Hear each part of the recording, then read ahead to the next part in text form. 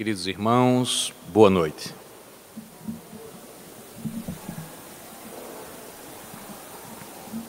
A palestra de hoje nos remete às observações contidas no Evangelho de Mateus, feitas pelo Mestre Nazareno. Mais particularmente no capítulo 6, no versículo 33.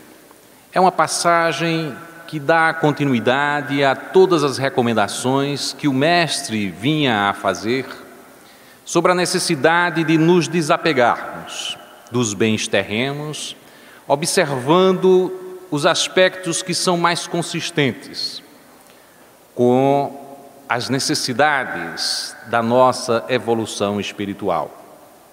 E assim, o Espírito Emmanuel, ao abordar esta passagem, nos faz uma recomendação para que atentemos na lição do Mestre, nós, que a despeito de todas estas lições que recebemos há 2000 anos, nos permanecemos fixados, presos às demandas que o mundo nos direciona constantemente.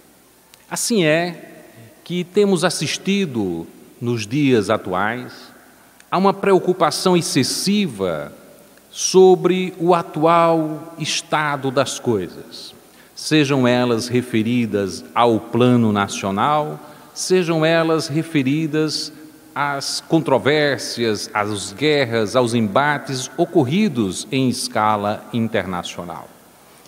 Há quem diga mesmo que parecemos estar vivendo num mundo sem rumo.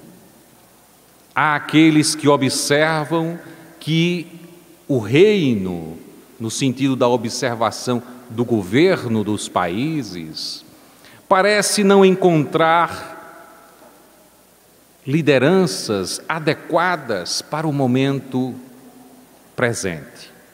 E isso em observando-se os países centrais, isso em observando-se os países em conflitos, como se verifica hoje no Oriente Médio, como se verifica em algumas localidades da África, quando se observa a situação econômica existente, inclusive nos países centrais da Europa, também nos Estados Unidos, quando se observa a qualidade, digamos assim, uma menor qualidade dos candidatos que se estão propondo a ser presidentes nos Estados Unidos, no principal país do mundo desenvolvido, e nos observamos então com desencanto.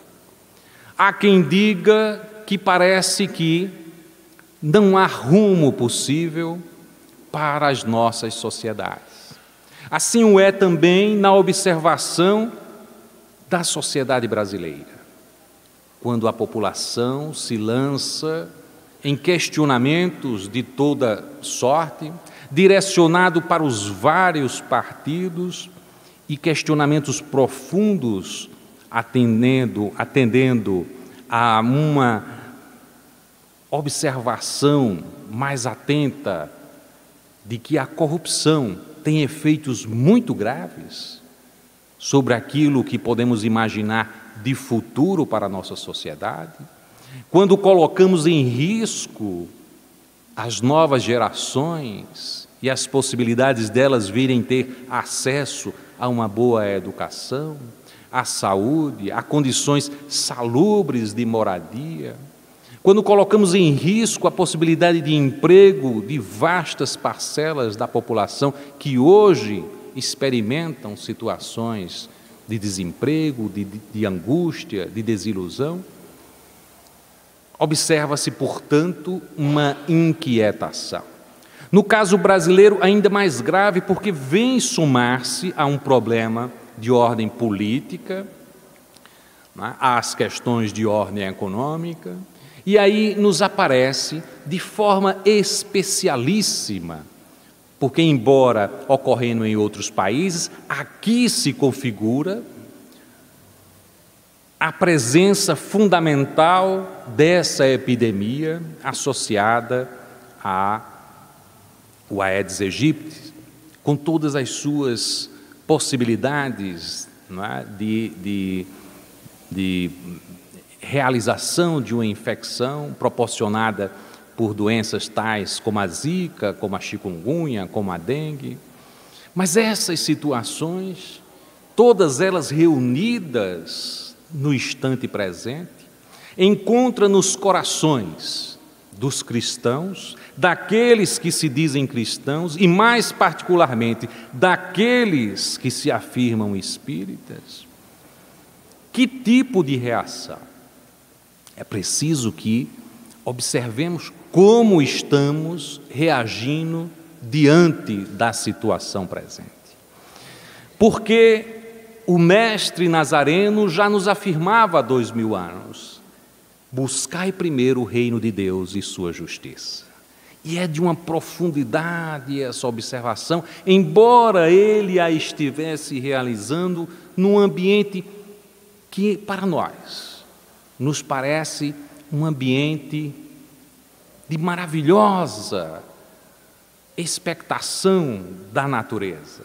Não fosse assim, a passagem não ocorreria, ela toda, em Mateus, com Cristo, nos fazendo observar a obra maravilhosa de Deus, que nos circunda sem que nós o observemos, porque estamos tão impregnados de nossas preocupações mais imediatas, que nos esquecemos que Deus está presente em todas as coisas e oferece condições para a reprodução de todas as espécies, e oferece beleza e opulência diante de nossas mesquinhas formas de partilhar a riqueza que nos é oferecida.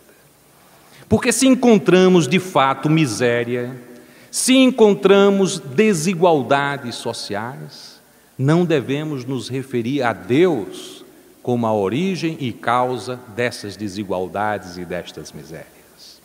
Há quem diga: se o mundo é assim, é porque Deus o quis assim. Mas se observarmos o grande equilíbrio que nos circunda, se observarmos a vasta possibilidade de utilização adequada dos bens que nos são disponibilizados, é de corarmos-nos de vergonha. Passados 2000 anos destas lições imorredoras, que não tenhamos construído algo, pelo menos parecido, próximo do reino que o Cristo vinha experienciar entre nós. Porque o Cristo nunca nos falou de um reino distante de nós, algo que deveríamos buscar ao longo de uma longa travessia e chegarmos a esses lugares paradisíacos, onde poderíamos recolher as qualidades diáfanas das bem-aventuranças que o Cristo nos prometia. Não foi assim que Ele nos fez observar o reino de Deus. Em todas as suas lições, Ele nos apresentava um reino vívido, presente, não futuro, não distante, mas presente em nós. E há quem faça traduções das palavras do Cristo, nos referindo a que o reino de Deus está entre nós. Mas a tradução verdadeira é: o reino de Deus está em vós, dentro de vós, nos referindo a uma necessidade de olharmos esta centelha divina que somos, trabalharmos ela para que possamos identificar em nós, a despeito do que somos, a despeito das imensas ainda incorreções comportamentais de toda sorte que ainda carregamos, de nossas sombras, que esta centelha é promessa de tudo que somos. E quando nos observamos assim, pelas palavras do Mestre, diante destas dificuldades que o mundo se nos apresenta, poderíamos nos dizer: que resposta como cristão e que resposta como espírita estou oferecendo a estes problemas que estão colocados à minha frente? Porque temos, a despeito de toda a iluminação que nos chega, porque nos chega há 2000 anos pelo Evangelho, mas temos dificuldade de tratar com o Evangelho. E muitos irão dizer: o texto do Evangelho é constituído de muitas parábolas, é constituído de uma linguagem que não é acessível. E aí nos distanciamos do Evangelho. E quando nos distanciamos do Evangelho, estamos fazendo tudo para nos distanciar do reino de Deus. Somos na vida convocados a realizar os concursos que o mundo nos convoca para obter lugares, espaços específicos naquilo que o mundo celebra como sucesso na vida. E somos dedicados a tal ponto que, se for necessário aprender uma nova língua, digamos, para mim, uma língua assim que eu acho estranhíssima, o chinês, mas se for para conseguir um emprego, uma posição, certamente que nós nos colocamos para aprender o chinês, porque ele nos levará a uma condição de acessar aquele emprego, aquela situação de sucesso. E nos colocamos diante do Evangelho com tanta facilidade em dizer: o Evangelho é difícil, o Evangelho tem uma língua que eu não consigo entender. Mas quantos se dispõem, nos vários templos religiosos que se dizem cristãos, e mesmo na casa espírita, a dizer: quero me inscrever num curso de estudo do Evangelho. Digamos que eu tenha dificuldade, mas estando presente num grupo para discutir em conjunto, certamente aquela letra, aquela palavra, aquela sentença, aquele versículo, aquela passagem evangélica se me chegará de uma forma mais clara. E eu estarei brindado neste dia pela luz divina, naquela lição que me chega ao coração. Quantos de nós efetivamente estamos dispostos a colocar como objetivo primeiro de nossa vida a aproximação com a palavra do Cristo? Alguns haverão de dizer: mas eu vou à missa ao domingo, eu vou ao centro espírita para assistir uma palestra. Lá alguma coisa da mensagem do Cristo nos chega. Lógico, é verdade, isso acontece. Mas e a imersão profunda na mensagem, para que possamos ter nesta vida, nesta encarnação, não dado apenas um pequeno passo, mas passos decididos em direção à luz divina, em direção ao reino de Deus. Busquemos entender a palavra que o Cristo nos traz. Buscai primeiro o reino de Deus e sua justiça. E ele complementa: e todas as coisas mais virão em acréscimo. E é uma mensagem toda voltada para que não nos preocupemos com as coisas do mundo. Mas o mais que nós fazemos é nos preocuparmos com as coisas do mundo. E nos preocuparmos com os reinos do mundo.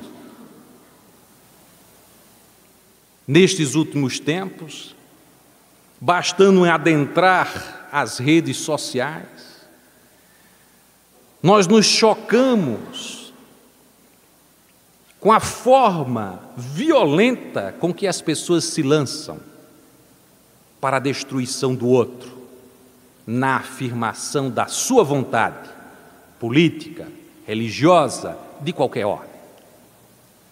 Porque as pessoas se acham, por alguma iluminação inicial, seja ela de ordem religiosa, seja ela de ordem do conhecimento humano, da razão e da ciência, se acha em condições de oferecer respostas para a sociedade.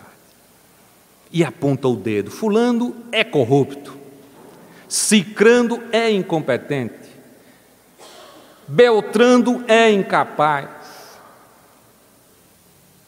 E afirma com uma convicção, e afirma numa situação tal que não se permite uma conversa privada com alguém de sua intimidade, lança-se nas redes sociais para largo alcance. E não lança uma opinião pessoal, o que é mais grave ainda, porque, dada a polarização política existente em nosso país, nós vamos encontrar mensagens de escritórios contratados por este ou aquele partido para lançar mentiras ao vento. E os incautos pegam aquelas mensagens e compartilham. Acham que não é nada. Eu cliquei aqui para abrir, cliquei aqui, compartilhei. Não fiz nada. Fez. Chamou alguém de ladrão, pediu a sua condenação. Alguns até acham que se houvesse pena de morte, são essas coisas que a gente está vendo nas redes sociais. E esse miasma, essa violência que permeia o ambiente, por mais que não seja visto com os olhos, são sentidos nas fibras íntimas do que verdadeiramente somos. As fibras íntimas e sutis dos nossos espíritos. E nos sentimos angustiados. E quantos estão angustiados às portas dos consultórios, dos psiquiatras e psicólogos, e não conseguem identificar a íntima relação entre as suas angústias e depressões e aquilo que compartilha no mundo privado de si mesmo, naquilo que é mais sagrado em si mesmo, que são os seus pensamentos. Porque nos deixamos contaminar em profundidade. E essa contaminação profunda que adentra em nós, reveste e reverbera tudo que sai de nós. E onde estamos a buscar o reino de Deus em assim procedendo?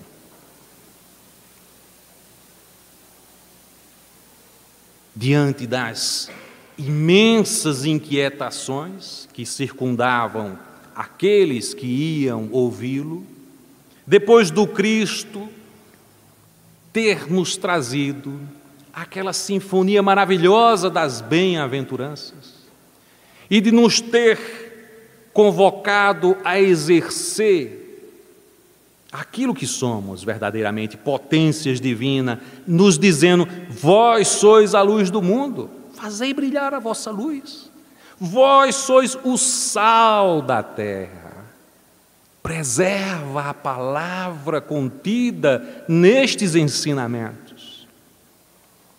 E ao invés de compartilharmos com os nossos semelhantes as palavras de amai-vos uns aos outros como eu vos amei, que Ele nos trouxe, compartilhamos o ódio, a mentira, a dissídia, a maledicência, a despeito de nos dizermos filhos de Deus. Nos momentos em que estamos vivendo e falei aqui, diante de uma epidemia, nos colocamos amedrontados, nos colocamos receosos, e diante do receio e do temor, lançamos imprecações sobre todas as ordens de autoridades, culpamos o vizinho, porque o mosquito certamente vem da desatenção do vizinho, culpamos as autoridades, culpamos os nossos irmãos africanos que nos visitam e trazem doenças. Ou seja, buscamos responsabilidades nos outros, mas o que cada um de nós estamos a realizar diante dessas questões? Quantos momentos deixamos de ser maledicentes, violentos, agressivos com os nossos semelhantes para iluminar, erguer, ajudar, esclarecer os nossos irmãos? Porque muitos gostam, quando sai uma notícia, diz, agora a zika não só pega com a Aedes aegypti, não, já pega com um mosquito normal, pega na língua, na saliva, então não beijem, pega através do sexo, começa a colocar essas notícias, que ainda nem tem uma comprovação completa, mas começa, para que a tortura mental amplie-se. Mas quantos, efetivamente, diante dessa inquietação, acorda de um jeito, diz assim, eu estou inquieto em função da zika, mas hoje eu vou fazer alguma coisa para ajudar alguém a saber como lidar com este problema. E aí vai e coloca na rede social, ao invés de uma imprecação contra outro, dizer, olha, cuida dos teus vasos de planta, faz isso e tudo mais. Só por esse gesto, eu já me movimentei em direção ao problema, não como alguém que tem receio, medo, mas como um ajudante, cooperador do Cristo Jesus, a iluminar os nossos irmãos que estão desesperançados, com medo, apreensivos, mas com aquela palavra, com aquele estímulo, com aquela convocação, com aquele auxílio, encontram a esperança. Diante dos desafios que se colocam na ordem política brasileira, porque somos do mundo e temos que atuar no mundo, não significa dizer, porque vamos priorizar o reino de Deus, que não devamos ter uma opinião em relação ao que ocorre no nosso país. É legítimo e adequado que tenhamos opinião e que, se quisermos manifestar a nossa opinião, nos manifestemos sem violências de qualquer ordem, sem que pensemos no nosso irmão, e eu digo irmão a todos, sem que pensemos no nosso irmão como alguém a ser destruído, combatido, como se a prisão de um nosso semelhante, em que pese seja justa diante de determinadas situações, e aí eu não estou apontando para um ou para outro, para quem quer que seja, embora o seja, é sempre motivo para nos recolhermos no íntimo e orar profundamente por este nosso irmão em desdita. Não para irmos às redes sociais ou emitirmos opiniões dizendo o meu é menos ladrão do que o seu, porque não devemos ser coniventes com o erro, nenhum erro, nem o erro do roubo do milhão, nem o erro do roubo do 1000, nem o erro do roubo do R$1. Não devemos ser coniventes, mas imaginarmos aqueles que estão a cometer esses delitos, ainda iludidos pelo poder, pelo dinheiro, como nós outros, se não nesta vida, em outra existência, também o fomos. Olhar estes nossos irmãos em desalinho com misericórdia é um dos caminhos para se alcançar o reino de Deus. Porque, afinal de contas, em outra oportunidade, fomos nós a receber a misericórdia divina em direção a nós, para que nos recuperássemos das desditas que realizamos. E é por isso mesmo que o Cristo, ao nos falar das boas novas, ao cantar o seu hino das bem-aventuranças, nos dizia: bem-aventurados os misericordiosos, porque alcançarão misericórdia. Melhor seria para nós outros nos entendermos misericordiosos sem nem nos imaginarmos pensar que estávamos fazendo isso para alcançar a misericórdia. Porque faríamos como Cristo: amar. Amai-vos uns aos outros como eu vos amei. Ele não nos dizia: amai da mesma forma como Ele ama. Não condicionou a forma de amar. E essa é a sentença mais profunda, porque Ele já havia dito outra. Ele já havia dito: amai ao teu próximo, assim como tu queres que ele se comporte contigo. Então, amai o teu próximo como a si mesmo. Também é uma sentença parecida. Mas olha que impressionante, porque temos de nós, muitos de nós, que não se amam. E fica uma dificuldade tremenda, porque se você for amar o outro da forma como você se ama, e você não se ama, você não vai amar o outro.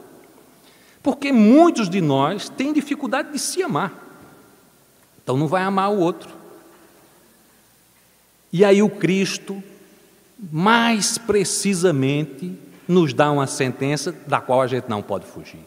Amai-vos assim como eu vos amei. Aí a qualidade do amor é completamente diferente. É um amor profundo.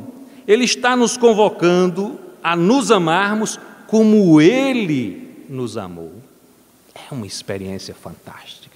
É um amor sem necessidade de nenhuma resposta. É um amor unidirecional. A grande qualidade do amor é amar. É a expressão do verbo ativo, amar, sem a necessidade de ser amado. Mas não há quem experimente a profundidade do amar sem ser amado para não experimentar a glória do amor absoluto. Porque só adentramos no sentido do amor absoluto quando amamos intensamente, sem necessitar ser amado. E foi assim que Francisco de Assis nos trouxe a experiência crística de maior significado entre nós, amando-nos intensamente, sem a necessidade de receber algo em troca. É a compreensão profunda do significado daquilo que o Cristo vinha nos falar em palavras simples, com uma sutileza e uma beleza de quem estava ali, diante do lago, a brisa calma, e naquele ambiente de profunda harmonia, com toda a beleza da construção harmônica da natureza do nosso Pai, Ele nos afirmava: por que a preocupação com o alimento, com a veste? Afinal de contas, o Pai cuida das aves do céu. Imaginemos aquele ambiente em que os pássaros, situando-se na proximidade do Cristo, no entorno daqueles que o assistiam, faziam as acrobacias e o canto ali, a penetrar profundamente no íntimo daqueles que se sentiam angustiosos, e diante do Cristo e daquela paisagem da natureza, Ele nos lembrava: olhai os pássaros, e nós não os olhamos. E dizia: eles não ceifam, eles não guardam, não acumulam, não entesouram, e no entanto o Pai cuida deles todos. E as pessoas que se preocupavam com vestir-se, ele dizia: olhai os lírios do campo. E imaginamos aquela cena, daquelas florações maravilhosas cercando o Cristo, aquele vento, aquela brisa, e naquele ambiente, aqueles que se consideravam em desconcerto consigo mesmo, olhando o Cristo, ouvindo as suas palavras e adentrando na profusão de cores que os cercavam. E o Cristo dizendo: olhai os lírios do campo. Nem Salomão, em toda a sua riqueza, nenhum dos reis do mundo, em todas as suas riquezas, conseguiram se vestir com harmonia, graciosidade. O Pai o permite. E nós ainda nos incomodamos profundamente. Ainda não olhamos as nossas atividades enquanto ceifadores, com todas as impropriedades, com que no Evangelho de Lucas nós vamos encontrar aquele que já assumiu o arado, nós outros, diante do Evangelho do Cristo, já nos aproximou o Evangelho do Cristo. De um lado temos o Evangelho do Cristo, do outro a iluminação da revelação espírita. O arado está em nossas mãos, mas nós podemos olhar para frente ou podemos olhar para trás. Inquietos com o que somos, mas nós somos tão imperfeitos, né? E ficamos preocupados com as nossas limitações, aí olhamos para trás, e Lucas diz: aquele que pegou no arado e olha para trás, não tem como adentrar no reino dos céus, porque o arado vai caminhar torto, nós não vamos seguir num caminho certo para arar bem os nossos terrenos. É preciso que aquele que segura o arado olhe para frente, com confiança, com fé, com a certeza. A mensagem do Cristo é de profunda convocação a que tenhamos confiança no Pai. Se tivermos confiança no Pai, agiremos diante dos desafios da vida, atuantes, mas sabendo sempre que deveremos priorizar o reino de Deus. Diante de Pilatos, é o Cristo, na retratação que vamos encontrar na perfeita e majestosa explanação contida no Evangelho de João, está o Cristo diante de Pilatos.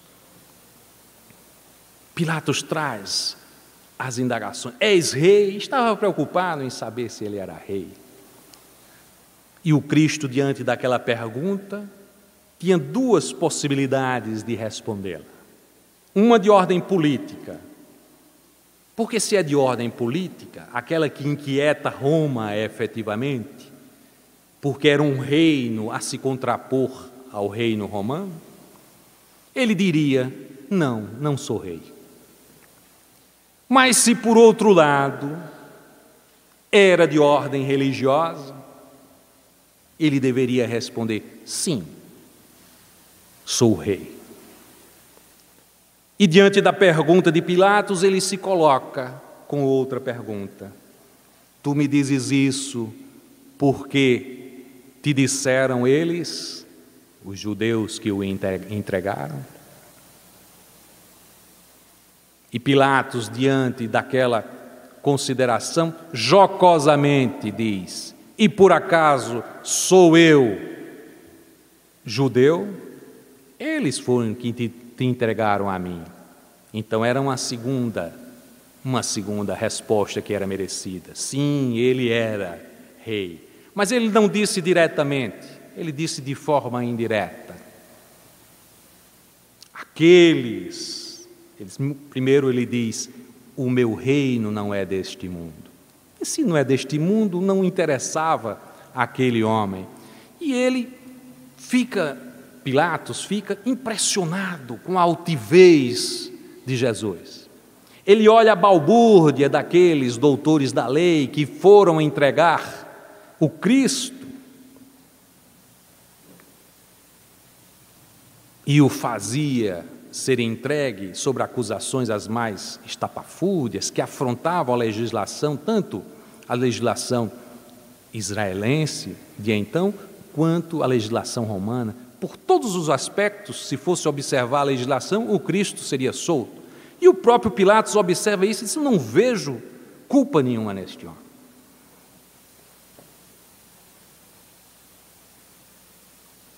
Mas ele diz: mas se o teu reino não é deste mundo, que reino é este? Afinal de contas, o Cristo não poderia afirmar para aquele homem absolutamente vil, mundano, embora revestido de autoridade, com competência para lhe fazer a pergunta, da mesma forma como poderia falar aos nossos corações mais intimamente ligados a Ele. Ele diz: eu para isso vim ao mundo, já nos afirmando a sua pré-existência, porque se veio ao mundo, já existia antes. Para isto eu vim ao mundo, para dar testemunho da verdade, e aqueles que querem ouvir a verdade me seguem. Pilatos: mas a verdade, o que é a verdade? Não estava interessado em verdade nenhuma. A verdade não era um problema para Pilatos. O problema para Pilatos era se ele tivesse exércitos e tudo mais, mas se ele não era esse o reino do Cristo. O reino do Cristo é o reino espiritual. E se é o reino espiritual, é como ele dizia: o reino de Deus não é algo, porque quando vieram perguntar a ele, e diziam a ele, afinal de contas, a passagem em Lucas, quando virá o reino de Deus? Vieram lhes perguntar, e o Cristo diz. Alguns perguntarão: o reino de Deus onde está? Quando virá? Ele não está aqui, nem ali, nem em algum lugar, nem é neste instante, nem é outro. O reino de Deus está em vossos corações. É claro e cristalino. Então não é um reino a se esperar, não é um reino a se alcançar no futuro, ou a partir de uma trajetória, de uma viagem. É um reino que já mora em nós, e já mora em nós no mais primitivo de nós. Em nossas mais primitivas existências, o reino de Deus já morava em nós. Mas é um reino que, tal como uma semente, tem que germinar, florescer, produzir os seus frutos. E só iremos provar desse fruto bendito do reino de Deus a partir do cultivo deste reino de Deus dentro de nós. O reino de Deus já está dentro de nós. Quando Cristo nos afirmava isso e era rei diante daqueles que se viam como espíritos, porque o seu é o reino espiritual. E aí muitos podem dizer: então Cristo reina no mundo dos espíritos, como se não o fôssemos. Ele reina lá e cá, porque somos todos espíritos, alguns na carne, outros fora da carne, mas o seu reino nos atinge naquilo que somos verdadeiramente. O resto é o reino que buscamos em lutas desavisadas e desatentas, em contendas as mais ignóbeis, em que nos lançamos contra os nossos irmãos para a conquista do poder efêmero, da riqueza efêmera, do sucesso efêmero, que é o reino do mundo. Evoca em nossos pensamentos e em nossos corações o chamamento divino a nos convocar Buscai primeiro o reino de Deus e sua justiça.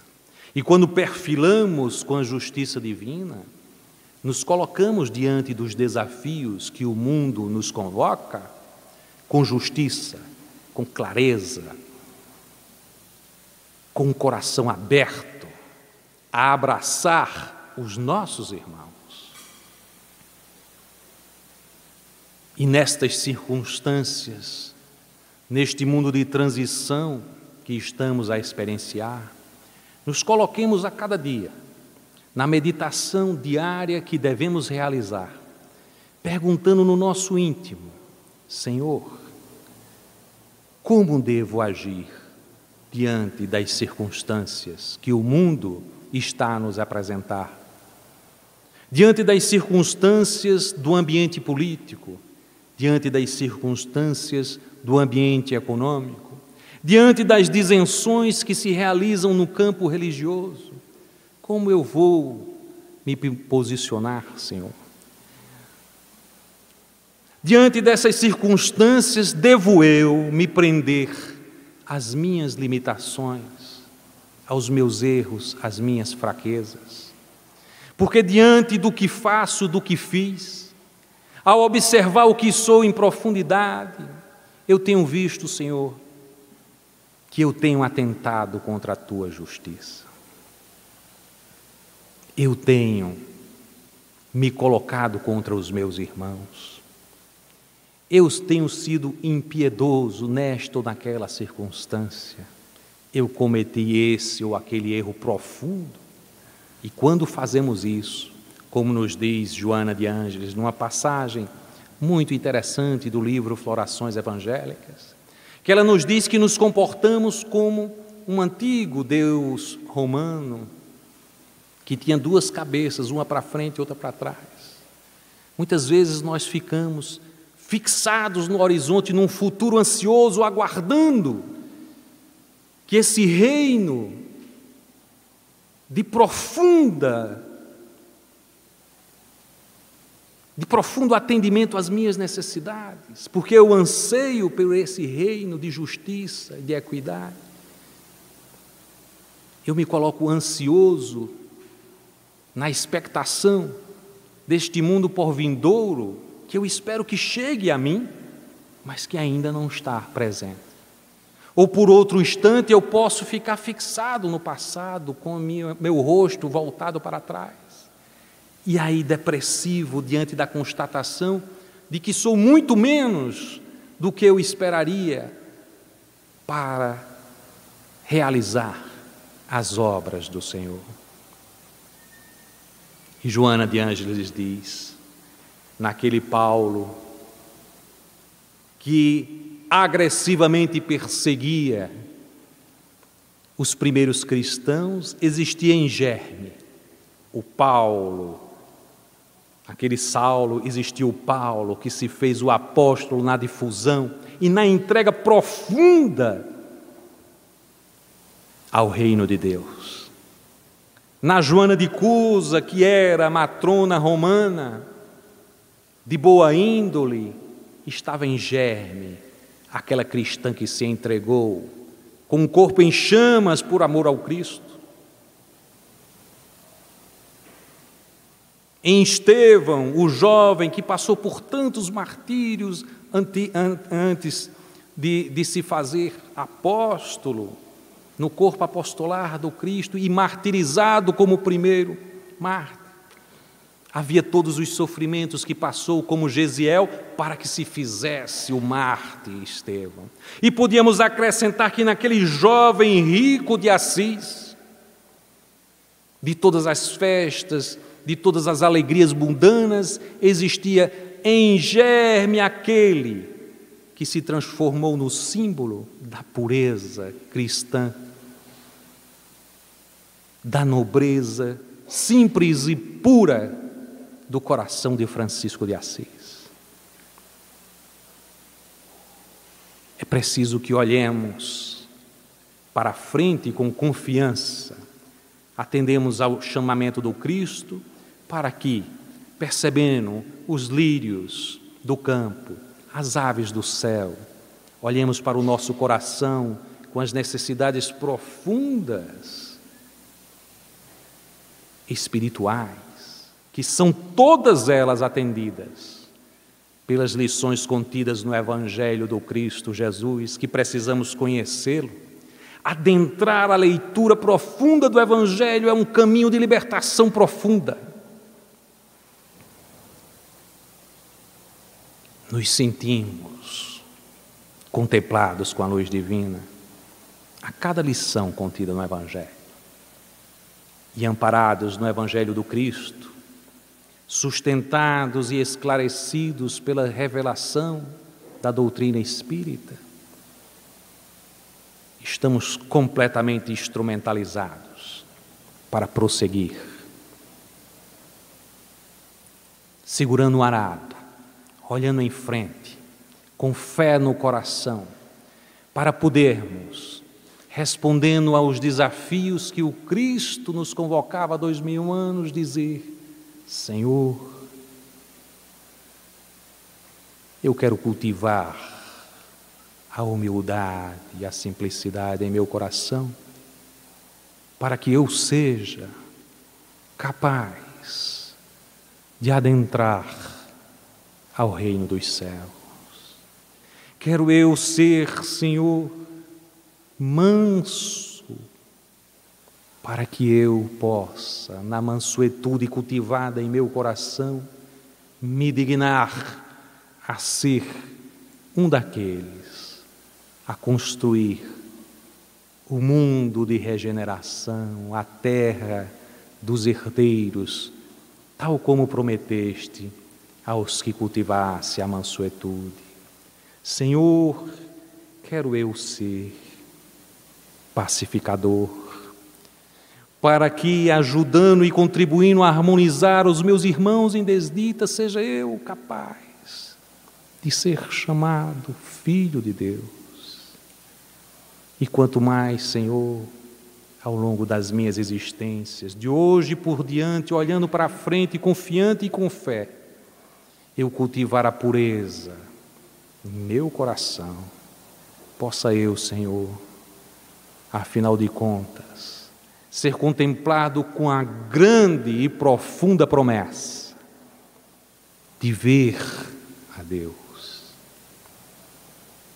E se for do teu agrado, e se tiver eu que enfrentar todas as situações de aflições, saiba eu, pela resignação, pela coragem e pela fé, ser merecedor da tua promessa de consolação. Mestre amado Jesus, abraça-nos nesta reunião, nesta Assembleia de Luz, para que os que aqui estão, na carne e no Espírito, possamos todos sentir as blandícies daquela reunião em torno do lago de Genezaré e olhando os pássaros no céu e os lírios do campo e a brisa acariciando os nossos corpos e os nossos ouvidos ouvindo a melodia radiosa dos teus ensinamentos, possamos nós, Senhor, com a graça e as bênçãos do céu, nos designarmos de hoje por diante semeadores da tua palavra para todos sempre. Assim seja.